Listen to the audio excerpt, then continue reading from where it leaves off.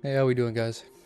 Today I'm gonna go over why Tekken is such a shitty game. Oh, I'm actually gonna give this a wipe down.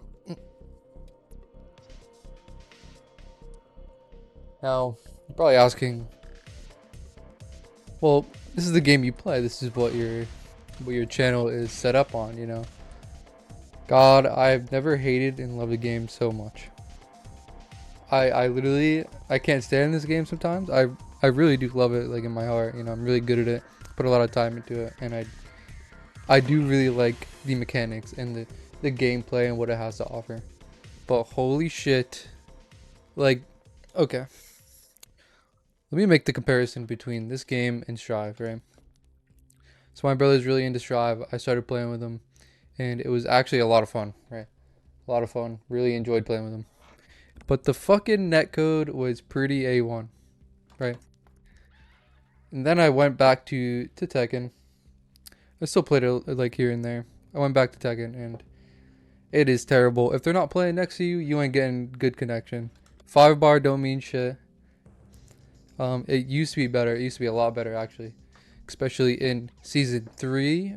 Was it season three that they had the big update, right? And it changed around the netcode, and shit was looking up. I could play with pretty much anyone in the U.S. and it would never lag at all. Banging music as well. And then about 1.5 seasons later, it just started going to shit. And because I like playing these harder characters, I feel like it is really affected by lag. You know, these are my two mains right here, and when it lags, I literally can't play Brian for shit. Right? I don't know. I don't know what it is about it, but I just can't play him. Can't counter hit. I can't time my standing four. I can't really do shit when it's lagging, anyways.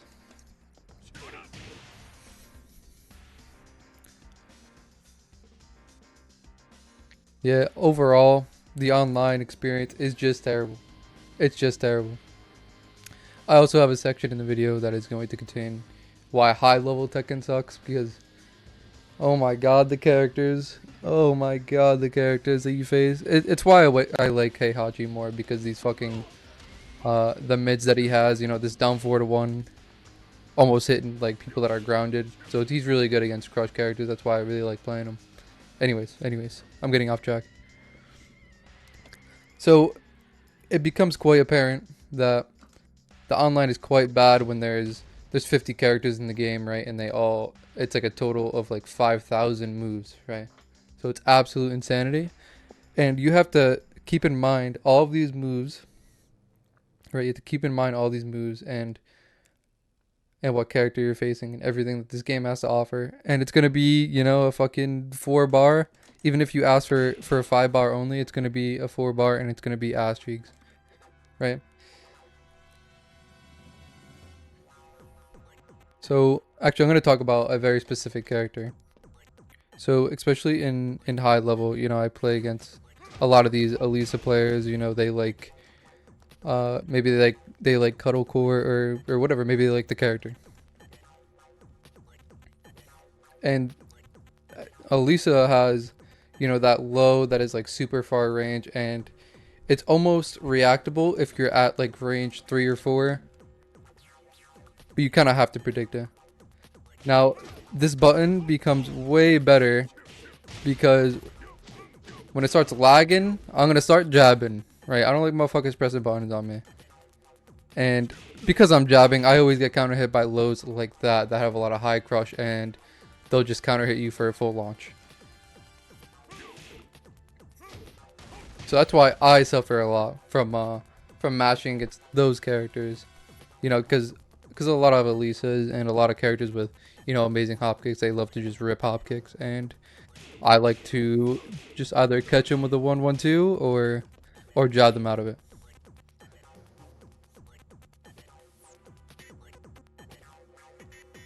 The next topic I want to get into is single player sucks. Single player is so shit. Let's say you're a new player. You know, I want to get into Tekken. Or maybe you have the same mindset, like you're going into Mortal Kombat. They actually have like a really good story and kind of everything going for it. You know, graphical fidelity and fatalities, which is great for casuals. You know, they love to see that shit. And overall, Tekken story sucks. It was absolutely boring. You don't play this game for the story, just because it has always been terrible. I feel like. Well, towards Tekken 5, I thought it was good. Tekken 4 was good with the endings, but Tekken 7, no. And just overall, the offline experience, I would call it. So you hit offline over here. You can go versus battle, which is basically just 1v1. You got practice, which is pretty self-evident.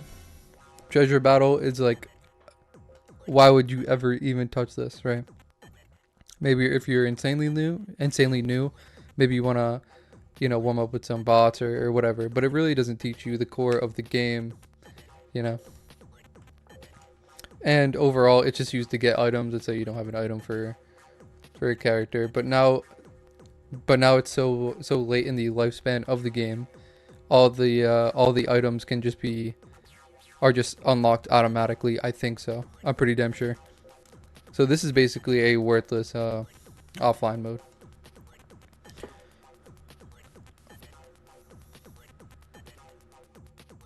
Okay, arcade battle. I had to take a second. Arcade battle is basically you fight. Is it like 10 stages and you fight a boss? I mean, I'm pretty sure every single fighting game has this mode. So I wouldn't really care about it. I would barely even include it in an offline thing. But people are gonna be playing it, you know, especially new players. So why not? But like, oh, my bad. But like the story, oh my god, was it terrible. You know, especially like the dialogue. The dialogue really sucked. Akuma, I will kill you. No, not if I kill you first.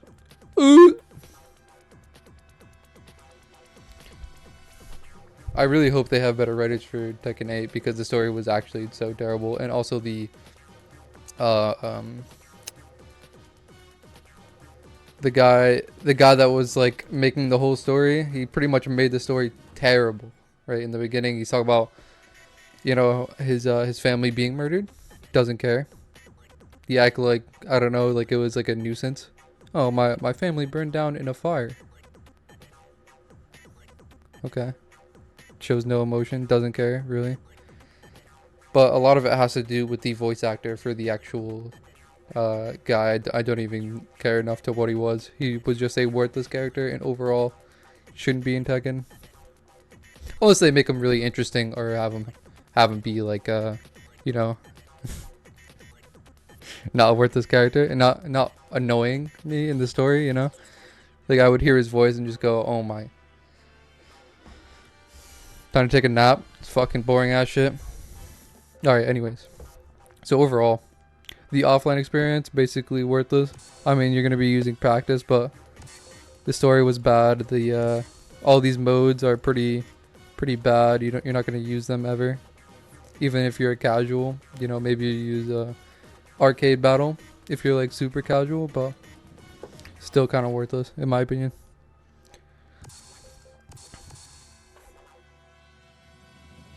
Oh right, I totally forgot to mention. No tutorial. No tutorial in the most complicated fighting game, I think so. Because there's so many moves in this game. They kind of put a little of it in practice mode, right? I'm just gonna speed into practice mode real quick. So, right. This is what the devs ended up putting in. So, they're showing me the most common tools used by characters, which is quite interesting, right?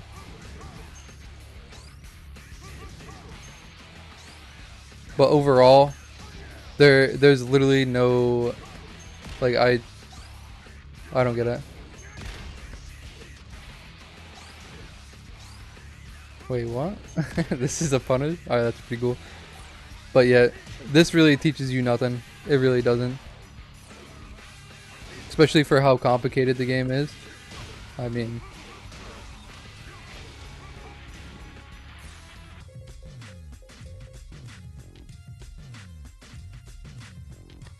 now I'm going to talk about why Tekken 7 has the worst customization in almost any Tekken game. So I'm going to first start off by saying You know, I like the look of Default Brian. He's pretty sick. Super cyborg like. He's got the robot leg, the robot arm. Looks sweet, right? Or at least I think so. It's all subjective. But the amount of total costumes he has is what? Okay, let's count. We got the green jacket one, right?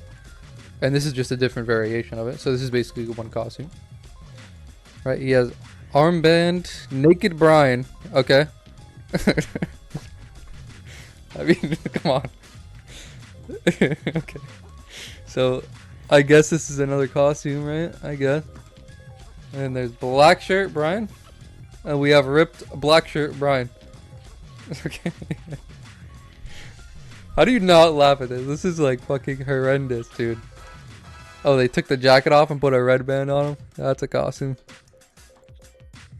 Let's put a black shirt on him. I guess this is kind of like a classic Brian thing. You know, the black shirt and the snake pants. I actually do like the costume, but okay, whatever. And we got, this should be number 3. Oh wait, 1, 2, 3. I can count. We got Cyborg Brian, which is quite different. I actually quite like this one. But all it is, you know, his chest is opened up. You can see a little bit of his cyborg heart.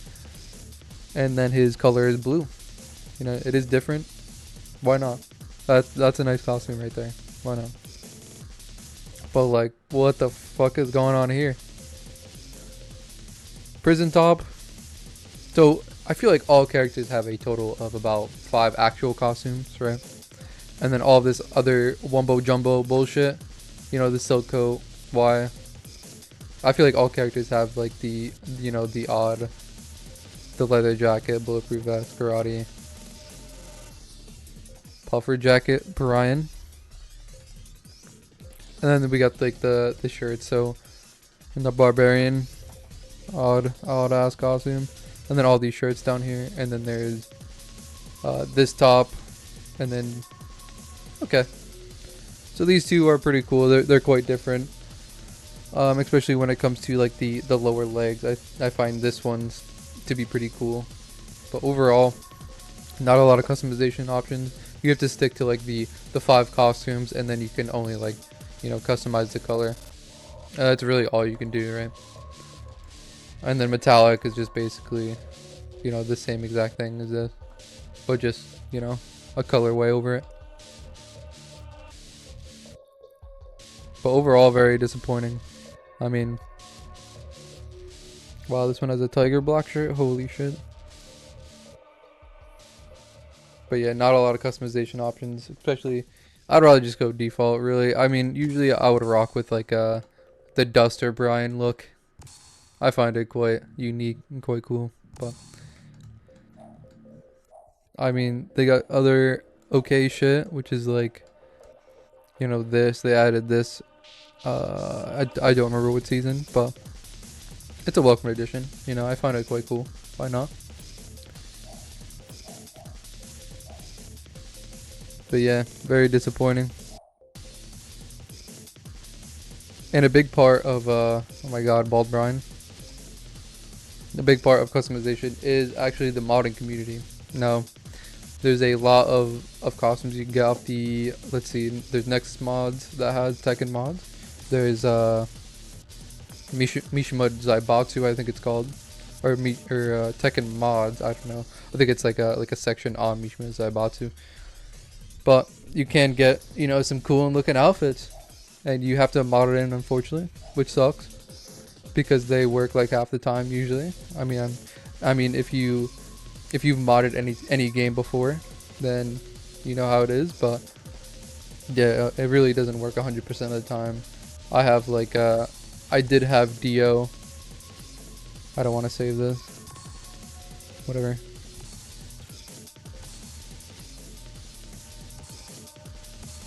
And then I did have Dio. You know, that's pretty fucking sick. I fuck with that. But all of this is like literally the same variation. You can see the bionic leg and the duster. I like the color. The jacket that he has on. But they're all pretty much the same. This one has the bionic leg, and then this one has the different torso, but all of them don't really look too much different. I mean, I'm trying to make some wonky ass Brian outfits, and the game really don't allow you to do that, unfortunately.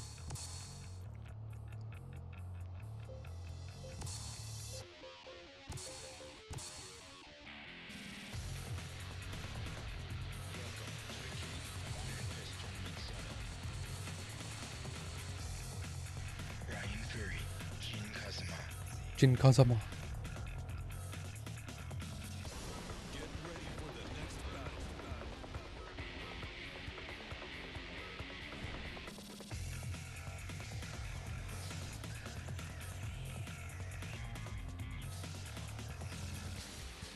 I wanted to just showcase this mod off because it is fucking amazing. This is Tekken 3 Brian, and it is like one of the sickest fucking mods that I've ever downloaded. Hold on. First try, Tanjiro upper. Who is this guy? Alright, anyways. That was fucking awesome. And the final thing I wanted to discuss was, okay, I don't even have these DLC characters unlocked. I played a lot on, not a lot on PlayStation, but a good amount. But a lot of these characters are bullshit, and the overall point I want to present to you is high level Tekken stuff. And if you've been playing Tekken, even at like, let's say, what's lower than Fujin, then you're going to go against these bullshit characters that, you know, I feel like anyone can play, especially like, I made a little list to my left, but this character, BS. She continues to be BS. She's way too safe. You know, amazing movement. Literally no weaknesses. Literally no weaknesses. That's why you see her so much at like, you even saw her at Evo. You know, Arslan Ash was using her. So that's how you know she's just an amazing character, super safe. I hate how safe she is, and she still has like a great mix, you know.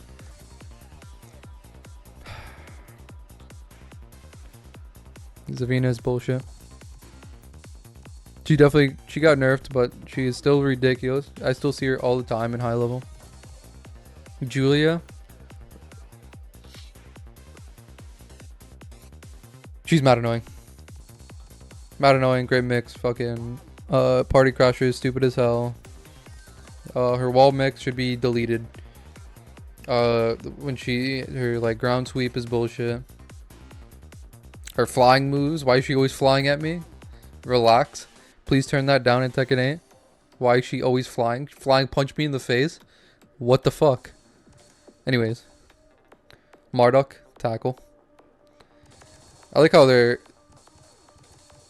lined up for me over here. Anyways. Marduk, you can tackle. You have an amazing 50-50. You literally have like... He definitely has weaknesses, but he's still a bullshit character, especially with the damage, with Ray Drive, with all the options that he does have.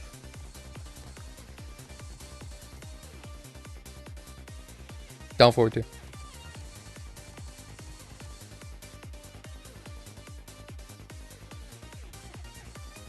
But a lot of these characters that are lined up right here, Marduk to Takuni, right?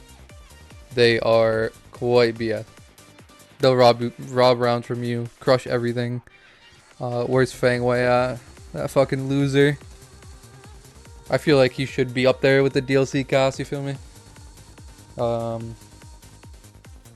here he is. These frames are stupid. It doesn't make any sense. His jab feels broken because he has a follow-up. That's a counter hit for like 50 damage. Why? His 1-3 is what I'm talking about. His back one makes no sense. Even if you trade with him, then he still gets the shoulder. Kempo. They did remove the follow-up to Kempo 2, the high, but it is still ridiculous. They made Kempo overall more punishable, but if it's a really high level player, then they'll just react to what you're doing, and then if they can hop kick you, then they'll do it. And if they can Kempo to you, they'll do it. And if they see that you're not pressing anything or like coming in, they could just do the low. He just has so many options. So many fast, quick options that counter it. And I feel like that's what makes Fang Wei busted as hell. Leroy is the last character I'm going to talk about. Everything is homing. I feel like this is the simplification of Tekken 7, right? All these characters. If I talked like one strength about them, right? You can barely step either of them, right? This character has the standing 4, I think it is, the homing. I feel like a lot of shit is homing for Safina. Down forward 2 is basically homing. She has back 2 and just other ways to track your step. Leroy, you literally can't step. Fang Wei, if you try stepping, you're probably, if you like step and then you press a button, you're probably gonna get counter hit. With Leroy, you can't step him. He has like one of the best 50-50s, some of the best lows, and just overall high level Tekken will just cook you for stepping. You know, against these characters, you just kind of have to play really relaxed, and you'll still probably lose because of how aggressive they can be, because of all this crushing. You know, down 3 right here. Yeah. Well, I hope you guys found that interesting. Why Tekken is shit in 2023. I'm sure a lot of people that are still playing the game would agree with me. You know, they definitely go across these very obnoxious characters. The netcode is kind of buns, you know, especially, you know, the crushing. It is very annoying playing Tekken 7 right now, and I really hope they don't have, you know, the same problems in Tekken 8. You know, we can only hope. Single player buns, customization sucks. You know, you can't really do too much. Thank God for the modding community, because they are really great. High level Tekken sucks. I explained that. You know, all those characters that just home in. You can't really do shit about their aggression or how they're pressing buttons. And yeah, that's everything I mentioned. Thank you for watching.